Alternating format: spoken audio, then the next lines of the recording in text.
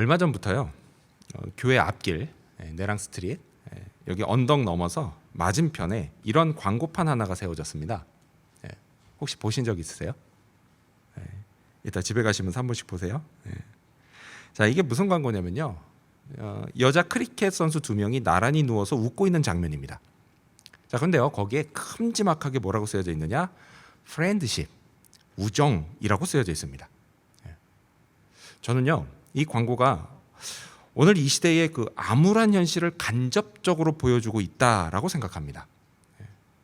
이전에는요, 여자 둘이 누워서 웃고 있으면 거기에 뭐 굳이 프렌드십 이렇게 쓰지 않아도요, 사람들은 그게 당연히 우정인 줄 알았습니다. 하지만요, 오늘날 동성결혼이 합법화된 이 시대에는요, 우정도 우정이 아닌 것처럼 보이는 그런 세상이 되고 말았습니다. 너무 안타까운 일입니다.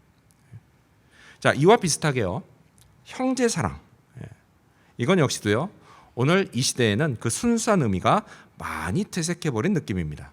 그래서요, 형제사랑이라고 하는 말을 사용하는 거요, 이게 매우 조심스러워졌습니다. 하지만요, 여러분, 순수한 의미에서 성경은요, 우리에게 형제사랑을 강조합니다. 자, 우리가 성경을 보면요, 형제사랑의 좋은 예들을 얼마든지 찾을 수 있습니다. 그 대표적인 예가 바로 예수님과 제자들의 사랑입니다. 또요, 형제사랑은요, 사도 바울과 디모데에게서도 볼 수 있고요, 다윗과 요나단에게서도 볼 수가 있습니다. 자, 한편요, 오늘 본문에는 형제사랑이라는 뜻의 이름을 가진 한 도시가 나옵니다. 바로 빌라델비아입니다. 자, 헬라어로요, 사랑은 필로스이고요, 그리고 형제는 아델포스입니다. 그래서 이 두 단어가 합쳐진 단어가 바로 빌라델비아입니다. 자, 기원전 200년경에요, 이 빌라델비아 이 도시를 다스리던 버가모 왕국, 그 왕국의 왕이 에무네메스 2세입니다. 근데 이 왕이요, 전쟁을 나갈 때마다 자기 동생이었던 아탈로스 2세에게 내정을 맡겼습니다. 근데 이 아탈로스 2세가요, 내정을 너무 잘했어요. 너무 잘했습니다. 자, 그런데요, 이걸 지켜보고 있던 로마 정부가 이 동생을 이용할 목적으로 그에게 접근을 해서 네가 왕이 되라 이렇게 충동질을 했습니다. 하지만요, 동생은 그걸 단호히 거부했습니다. 그리고 형에게 충성을 다했다라고 합니다. 자, 그래서 사람들은 이걸 가리켜서 뭐라고 했냐? 아탈로스 형제의 사랑이라고 불렀습니다. 그리고요, 이건 훗날 이 도시의 이름이 되었습니다. 자, 이곳 빌라델비아는요, 지난 주일에 살펴봤던 사대, 그 사대라는 곳으로부터 동남쪽으로 약 40km쯤 떨어진 곳에 위치한 매우 부유한 도시였습니다. 부자 도시였어요. 자, 그런데 주님은요, 이곳에 세워진 빌라델비아 교회에 편지를 보내십니다. 근데 특이한 점은 뭐냐? 특이한 점이 있는데 그건 우리가 지난 주일에 살펴본 사대교회, 그 사대교회가 어떤 교회였죠?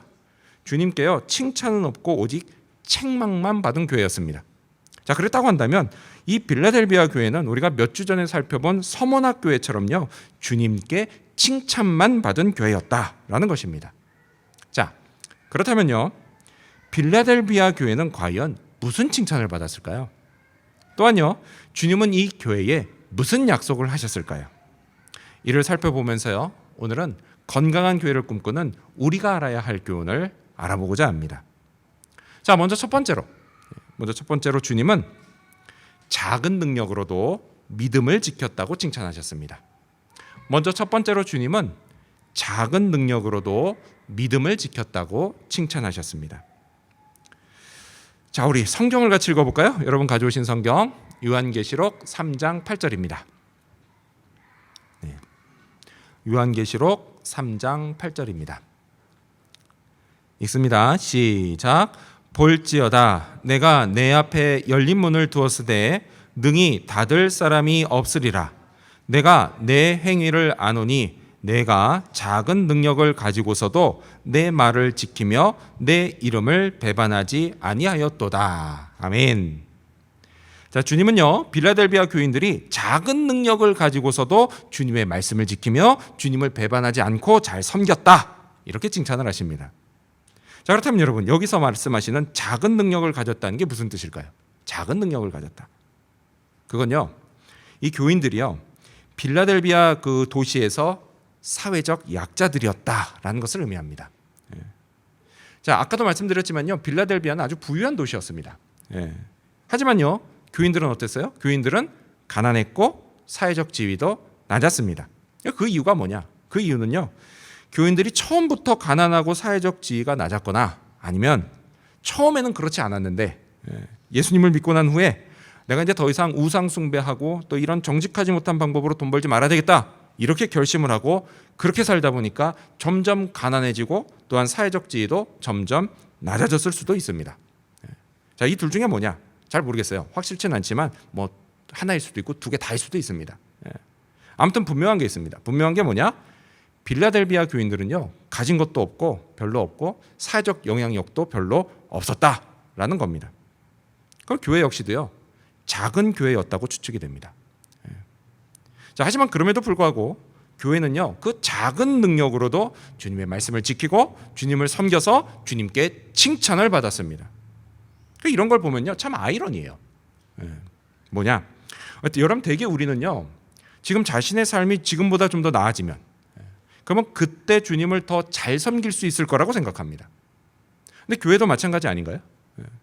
교회도요, 지금보다 큰 교회가 돼서 더 큰 능력이 생기면 그때 우리 교회가 주님을 더 잘 섬길 거라고 생각하지 않습니까? 하지만 여러분, 이 빌라델비아 교회를 보면 꼭 그렇지는 않다라는 것을 알 수 있다는 겁니다. 따라서 여러분, 중요한 건 이거예요.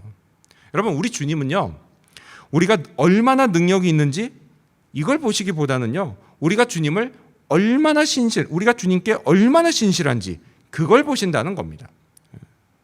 주님이 우리에게 기대하시는 건요, 주님을 향한 우리의 신실함이다라는 겁니다. 여러분들 중에 이제 학교 다니는 학생을 둔 부모님들이 계실 겁니다. 부모로서요, 학교 다니는 학생인 자녀들한테요, 부모가 기대하는 거 뭐예요? 전교 1등이 아닙니다. 전교 1등이 아니에요. 만일 부모가 자녀에게 전교 1등을 기대한다면요, 전교 1등 한 명 딱 빼고요, 나머지 학생들을 다 뭐가 돼요? 부모님께 책망만 들어야 되는 겁니다. 칭찬을 기대할 수가 없어요.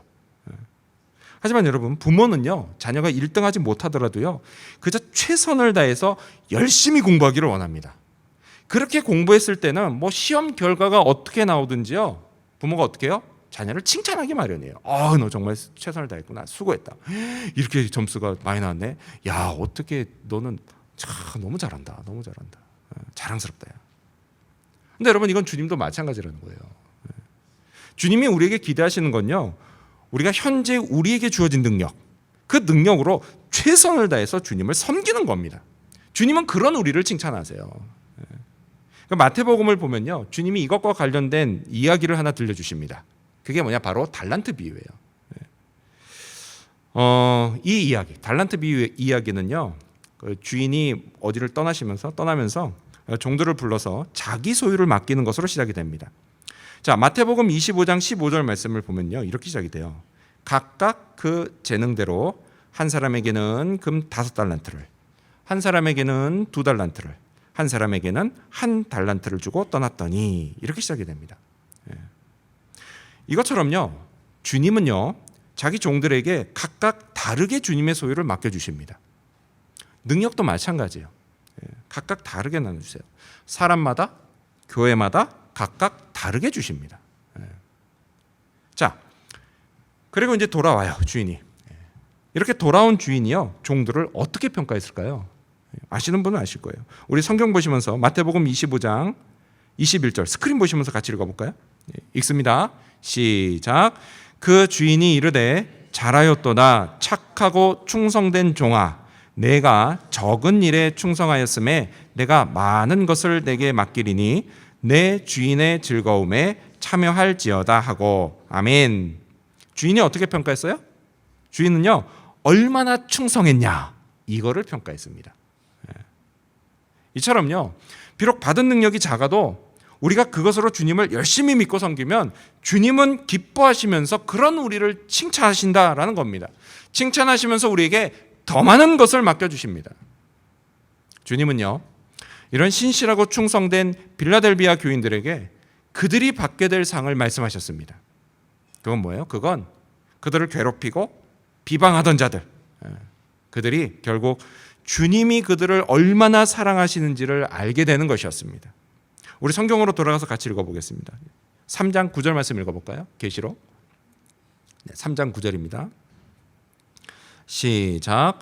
보라, 사탄의 회당 곧 자칭 유대인이라 하나 그렇지 아니하고 거짓말하는 자들 중에서 몇을 내게 주어 그들로 와서 내 발 앞에 절하게 하고 내가 너를 사랑하는 줄을 알게 하리라. 아멘. 자칭 유대인. 여러분, 자칭 유대인이 어떤 사람이에요? 진짜 유대인이었으면 진짜 유대인 이렇게 적으셨겠죠. 근데 자칭 유대인이에요. 다른 거 아닙니다. 자칭 유대인은요, 자기 스스로는 하나님 편이라고 말하는 사람입니다. 그게 자칭 유대인이에요.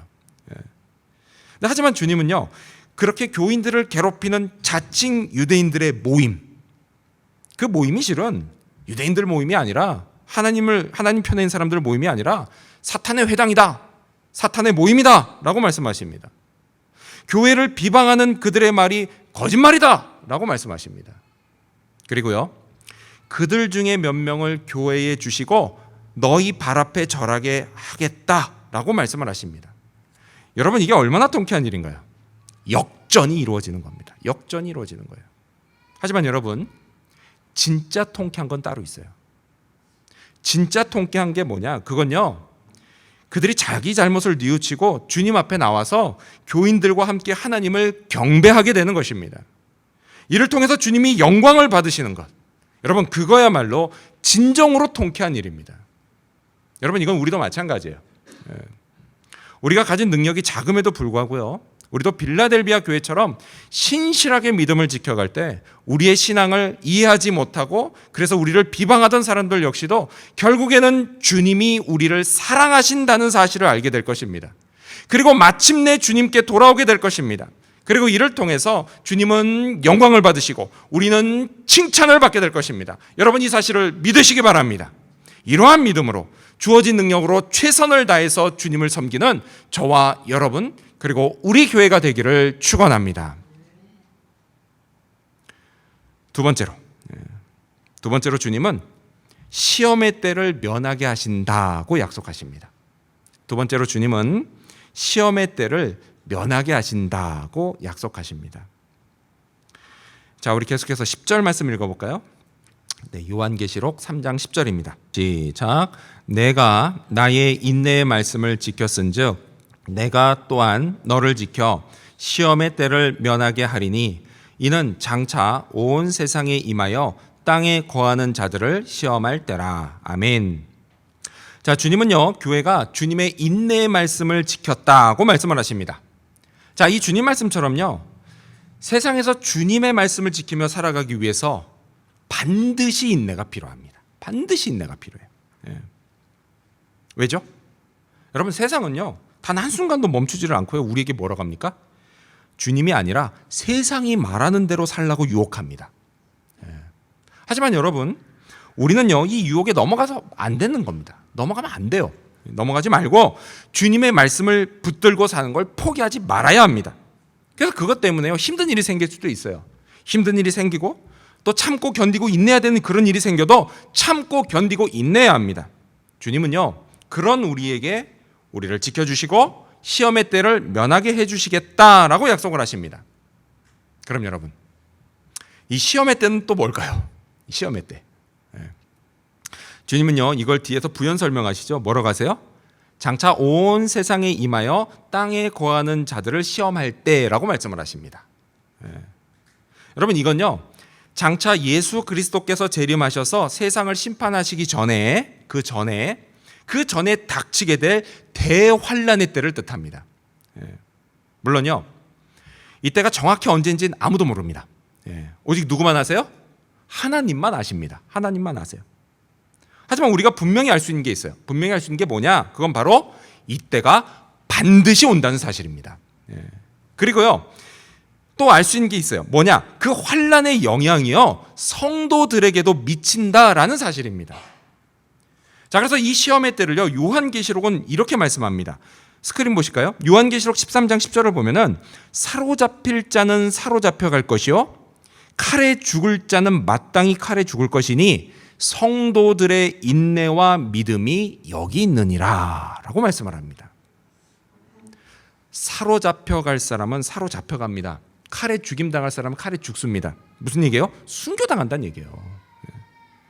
여러분, 이렇게 순교당하는 거요, 아무렇지도 않으십니까? 여러분이 순교당하는 건요, 연약한 우리 인간에게는 분명히 두려운 일입니다. 분명히 두려운 일이에요. 하지만 여러분, 너무 걱정할 필요는 없습니다. 왜요? 그때 주님이요, 성도된 우리를 지켜주시기 때문입니다. 분명 주님은요, 주님의 인내의 말씀을 지킨 자는 시험의 때를 면하게 해주겠다라고 말씀하셨습니다. 그렇습니다, 여러분. 우리가요, 장차 시험을 안 받지는 않습니다. 안 받지는 않겠지만 주님의 보호하심 아래 믿음을 가진 우리는 시험을 통과할 것입니다. 하지만 반대로 땅에 거하는 자들, 곧 믿음이 없어 하늘에 속하지 않은 자들은요, 시험의 때를 거쳐서 심판을 받게 될 것입니다. 따라서 여러분, 우리는요, 말씀을 지키며 살아야 합니다. 말씀을 지키며 살아야 돼요. 그래서 혹자가 이렇게 말했죠. 우리가 말씀을 지킬 때 말씀이 우리를 지킨다, 이렇게 말을 했습니다. 그렇습니다, 여러분. 여러분, 주님의 말씀은요, 능력의 말씀입니다. 우리가 이 말씀의 능력을 믿고 의지할 때요, 우리는 주께서 다시 오실 종말의 때 그 마지막 시험을 통과할 뿐만이 아니라 오늘 지금 나의 삶의 자리, 이곳에서도 날마다 찾아오는 많은 유혹들을 이겨내고 승리하는 인생을 살아갈 것입니다. 여러분, 이 사실을 믿으시기 바랍니다. 계속해서 주님은요, 빌라델비아 교회에게 이렇게 말씀하십니다. 우리 성경 보시면서 11절을 같이 읽어볼까요? 3장 11절입니다. 시작. 내가 속히 오리니 내가 가진 것을 굳게 잡아 아무도 내 면류관을 빼앗지 못하게 하라. 아멘. 여러분, 주님이 뭐라고 하세요? 주님이요, 속히 오겠다라고 말씀을 하십니다. 속히 오겠다고 말씀하세요. 속히 재림하셔서 세상을 심판하겠다라고 말씀하십니다. 믿으십니까? 네, 이럴 줄 알았습니다. 네, 괜찮습니다.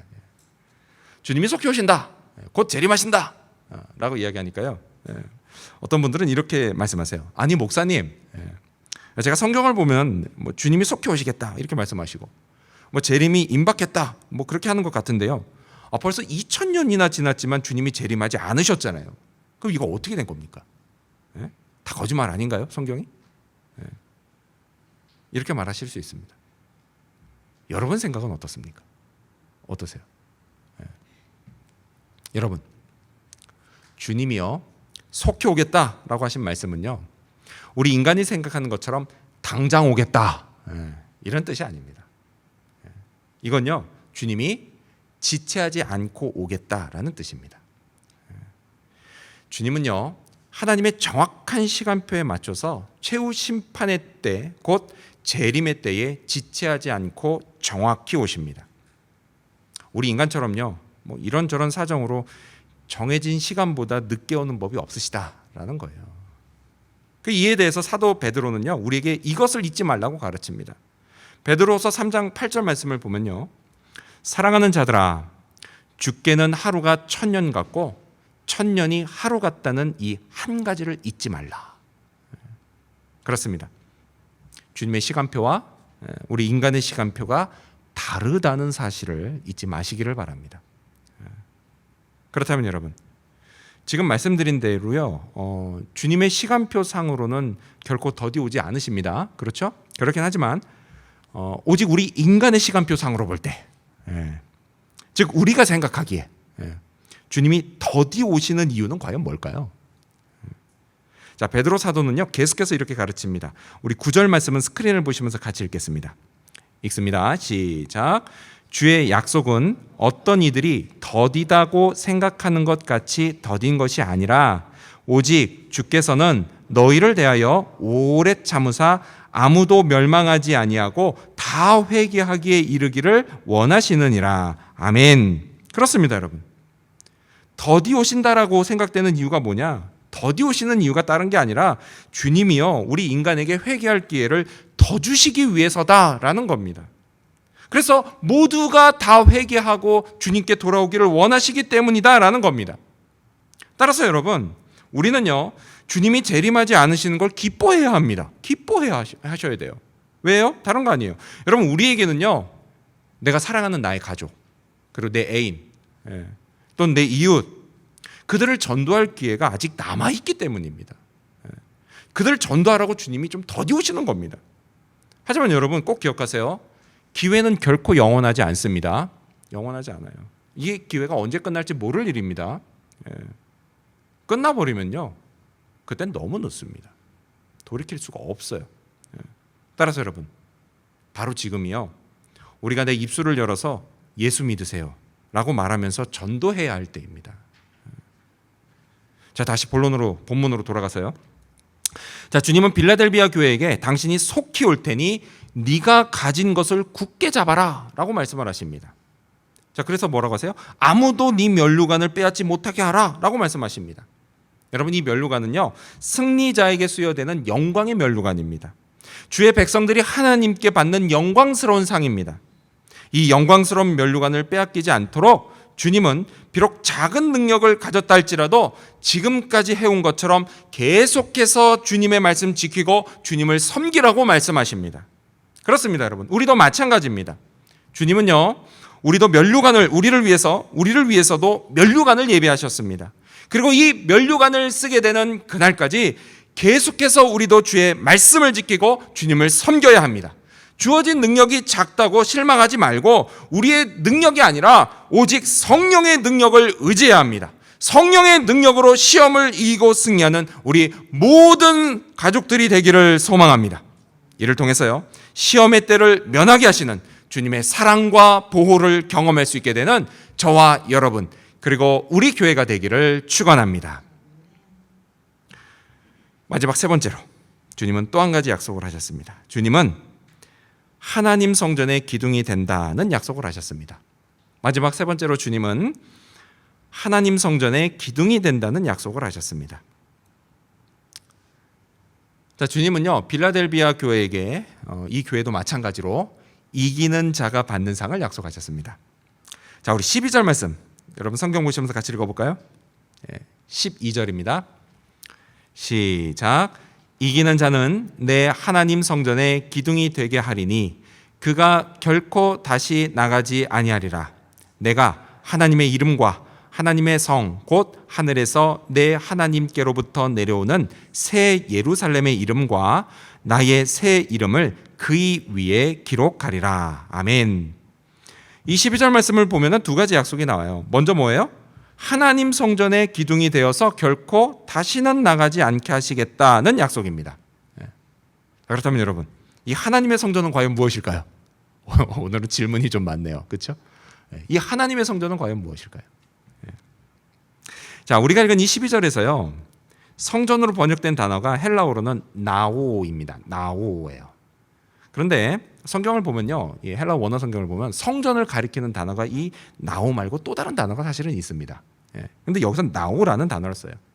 근데 이게 무슨 뜻이냐? 이건요, 어떤 건물로서의 성전이 아니라 하나님께서 임재하신 거룩한 곳, 그런 의미에서의 성전을 뜻합니다. 그게 바로 헬라어 나오가 가지고 있는 의미예요. 자, 요한계시록의 끝에 가면요, 사도 요한이 계시 중에 본 그 새 예루살렘 성의 모습이 나옵니다. 근데 거기에요, 이 성전에 관한 말씀이 나와요. 우리 스크린 보시면서 계시록 21장 22절 말씀 읽어볼까요? 읽습니다. 시작. 성 안에서 내가 성전을 보지 못하였으니 이는 주 하나님 곧 전능하신 이와 및 어린 양이 그 성전이심이라. 아멘. 뭐라고 하죠? 새 예루살렘 성 안에는 따로 건물로 된 성전이 없다라고 말을 합니다. 왜요? 주 하나님과 어린 양 예수님이 바로 그 성전이기 때문이다라고 합니다. 따라서 여러분, 하나님 성전의 기둥이 된다라고 하는 건요, 성도된 우리가 하나님 아버지 그리고 예수님과 더불어서 매우 인격적이면서 우리 인간이 정확히 이해할 수는 없지만 어떤 신비한 연합을 이룬다라는 뜻입니다. 그것도요, 기둥이 건물에서 되게 중요하죠? 그렇죠? 중요한 것처럼 이 연합을 통해서 우리도 하나님과 예수님에게 매우 중요한 존재가 된다라는 것입니다. 근데 한편요, 흥미롭게도 주님이 뭐라고 하시죠? 그 기둥이 결코 다시 나가지 않는다라고 말씀을 하십니다. 기둥이 결코 다시 나가지 않는데요. 자, 이 말씀에는요 배경이 있습니다. 무슨 배경이 있냐? 최근까지도 그랬고요. 이 당시에는요 이 빌라델비아 지역에 지진이 잦았다고 합니다. 역사적으로 지진이 되게 많았다 그러더라고요. 찾아보니까. 자, 어느 정도냐? AD 17년경에는요 지진 때문에 이 도시의 대부분이 다 파괴됐다고 합니다. 그 정도로 지진이 많대요. 그러다 보니까 여기 사는 사람들은요 지진이 딱 시작됐을 때 어떻게 행동해야 되는지를 막 직감적으로 알고 있었습니다. 막 갑자기 땅이 흔들리면요 사람들이 어떻게 했냐? 도시 밖으로 빠져나갔다고 합니다. 오늘 우리도 마찬가지죠. 지진이 나면 제일 먼저 뭘 하라고 하죠? 이 건물에서 빠져나가라 그러잖아요. 깔려 죽을까 봐. 그것처럼 도시를 빠져나갔대요. 자, 그러고 나서 시간이 좀 지나고 지진이 좀 잠잠해진다 싶으면 다시 도시로 돌아옵니다. 근데요 그때마다 그들은 어김없이 무너져 버린 건물에서 튀어나간 기둥들을 볼 수 있었다라고 합니다. 기둥이 튀어나가 버리는 거예요. 하지만 주님 뭐라고 하세요? 장차 하나님 성전의 기둥이 될 우리에게는 결코 그런 일이 없다라고 말씀을 하십니다. 자, 또 다른 약속이 있어요. 또 다른 약속은 뭐냐? 그건 주님이 이기는 자에게 이름들을 기록해 주신다는 것입니다. 그렇다면 여러분 마지막 질문이에요. 이름이 기록된다는 것도 무슨 뜻일까요? 예를 들어 이런 겁니다. 여러분 중에 아마 대부분 신용카드 내지는 데비카드 다 가지고 계실 겁니다. 그렇죠? 신용카드 내게 딱 생겼을 때 제일 먼저 해야 되는 중요한 일이 뭐죠? 맞아요, 그겁니다. 바로 카드 뒷면에 내 이름이나 사인을 적는 겁니다. 근데 여러분 이게 무엇을 의미하죠? 이 카드는 내 거라는 걸 의미합니다. 거기 적힌 이름이 뭐예요? 소유권을 나타낸다라는 거예요. 자, 동일한 이유로요 이기는 자에게는 이름들이 기록됩니다. 먼저 뭐가 기록되느냐? 하나님의 이름이 기록됩니다. 이건요 그가 하나님 소유라는 걸 뜻합니다. 또요 새 예루살렘의 이름이 기록됩니다. 이건요 그가 하나님께로부터 내려오는 새 예루살렘의 시민이라는 것을 뜻합니다. 자, 그리고 마지막으로 예수님의 새 이름이 기록됩니다. 이건 역시도요 그가 예수님의 백성이라는 것을 뜻합니다. 그런데요 특이한 게 있어요. 뭐가 특이하냐? 예수님의 그냥 이름이 아니라 뭐예요? 새 이름이 기록된다라고 되어 있습니다. 여러분 이건요 우리가 이 땅에서는 인간이기 때문에 여전히 그 육신을 가진 연약한 인간이기 때문에요 우리 인간 이성이 완벽하지 않습니다. 그래서 우리는 인간의 이 불완전한 지식 가운데서 예수님을 알았습니다. 근데 그렇게 알았다라고 한다면 우리가 장차 천국에서는 예수님을 완전히 알게 된다라는 뜻이에요. 그 완전히 알게 된 그 예수님의 백성이 된다라는 뜻입니다. 여러분 우리가 잊지 말아야 할 건요 주님이 이 약속을 비단 빌라델비아 교회에게만 하신 게 아니라는 사실입니다. 주님은 이번에도요 분명하게 말씀하십니다. 13절 말씀을 보면 귀 있는 자는 성령이 교회들에게 하시는 말씀을 들을지어다 라고 합니다. 그렇습니다. 여러분 이 약속은요 성령을 통해서 모든 시대 모든 교회들 그리고 오늘 우리 교회에 하시는 약속입니다.